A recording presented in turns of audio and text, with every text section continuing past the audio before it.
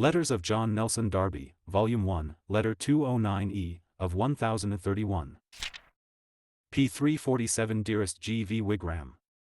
In general the work is going on happily, and people's hearts are in it. Souls are converted, brought to peace, added to the saints quietly, and if we would desire more spiritual power, still we cannot but thankfully see the Spirit of God working.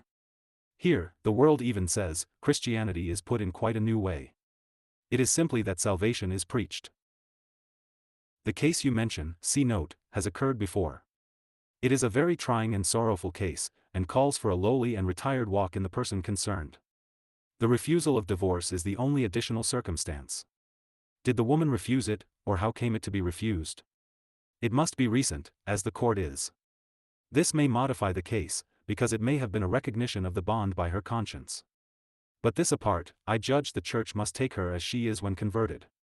I suppose a heathen, who had been married and separated, and had ever such a long history, and then was married, converted and baptized, I should certainly take him as I found him. I look upon the man's act as a breach of the tie before God, namely, the tie is broken, Matthew 19 verse 9, and that the church must take the person as it finds them when converted. Note, namely, the position of a woman whose husband left her and his child, and went and married another. She, some while after, unconverted, marries a man who takes her and her child and cares thoroughly for them. She becomes converted, and wishes to break bread. Is she to be dealt with as an adulteress now the case is known?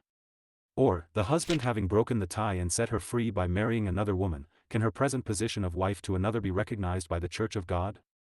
Her present walk is of good report before the world, and when her husband tried to get a divorce, it was refused him by reason of his misconduct toward her. End of note. The only other question connected with it is, the state of her own conscience when she married the last time.